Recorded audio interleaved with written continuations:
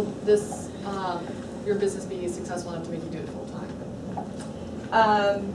A lot of this depends on what type of capital that I can raise in order to get this into mass production and get a contract from even one large retail. I think if I got an order from one large retail store, I believe that I could quit my full-time job. It's doing really well. We tripled our sales in May. Our sales were phenomenal, and it was a mixture of everything. It was online sales, it was our wineries, they, of course, are all open now. I had to rush an order for Memorial Day because they sold out in the first weekend that they had it in their winery. So they doubled their order, and I have people coming back. Matter of fact, one of those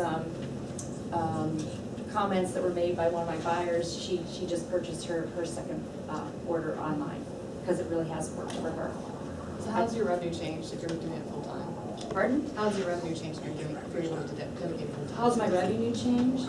Because if I had enough, Like number wise? how's my, I guess I'm Well, not what are your understanding. numbers now? My numbers now is that I'm basically at about $3,000 per month is what's coming in. And out of that, I would say $1,500 of it is going towards my product, it's going towards the expense of doing a wine festival, it's going towards travel to festivals and hotels, and then also hiring these consultants to actually work the festivals. So I'm only right now making about 50% of what I'm making. We also did just increase our price as well. We were retailing it for $6.50 a bottle, and through many advisors, we did raise it to $9.99, and some have said I should raise it even higher. I don't think that I have a big enough market yet to go to that point. I can tell you that at the $9.99 price point, no one blinked, even people that had previously purchased it at $6.50. There's not much in your presentation on the method of action. Like how much are you willing to discuss that? Are you willing to put it to, Method of action. like, how this Oh, makes okay. you not have a headache? Oh, well, I alluded to that in the presentation. There's an ingredient in there, it's a food-grade hydrogen peroxide, which reduces the sulfites to harmless sulfates. And then there are 2 proteins, sunflower lecithin and egg white powder protein. And the protein, actually, tannins have an open hydrogen bond, and what the protein bonds to the tannin. A lot of times when you have a wine, the first thing you notice, especially on a red, is sometimes it's a little too dry, especially if it's just off the shelf from the grocery store. That's because those tannins see your tons of protein, they're going, yay, let's go get it, and they attack it, and then you get this real puckery, astringent type of feeling. And a lot of times people will tell you that, eat red meat when you have red wine. It's not that red meat goes any better with red meat or steak or fish or shrimp or anything else. It's just that if you have a piece of steak in your mouth, those tannins are going to attack the meat, the protein from the meat in your mouth more so than it will attack your tongue. But that's how it works. Would you be willing, or have you discussed going and doing some sort of clinical evaluation of the efficacy of the product? Yes, through the university or something? Yes, I did. We did a study through a laboratory in Napa Valley, and with the sulfites, basically they did it on, they had a control, and they had where they added 1 drop per 4 ounces, 2 drops, and 3 drops, and the sulfites, by the time they added 3 drops, were not even measurable. They had gone, and then the proteins, what we found was with the tannins that we reduced, they actually did what they call a polyphenol panel. This is all very technical. Did a polyphenol panel because tannin is in that family of polyphenols. And we had a reduction, out of the 10, we had a significant reduction in 5 of those polyphenols. I am in the process also of getting someone who is a professional sensor taster. I have had 4 sommeliers test my product.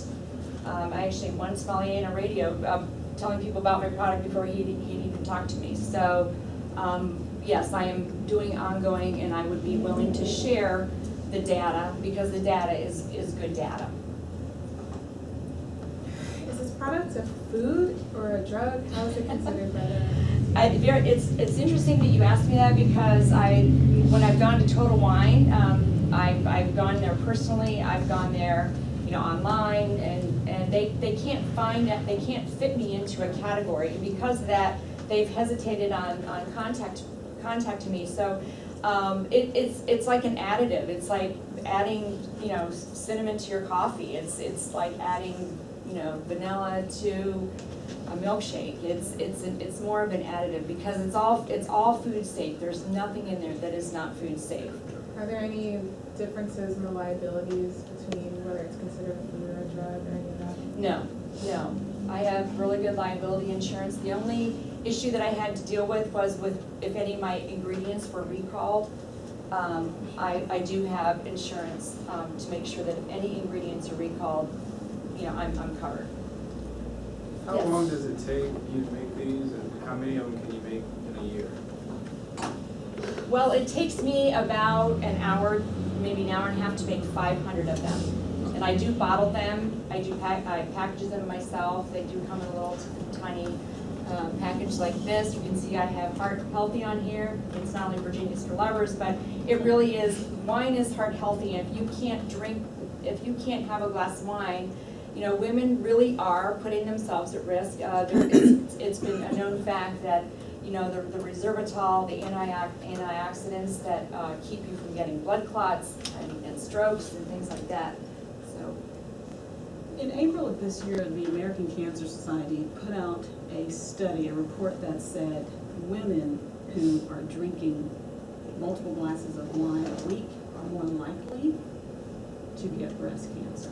So if someone comes to you and says, I know yours is to prevent the trigger of a migraine headache, what else would you say to them if they came to you and said, but how is this good for women and families if we have to look at this new study that says?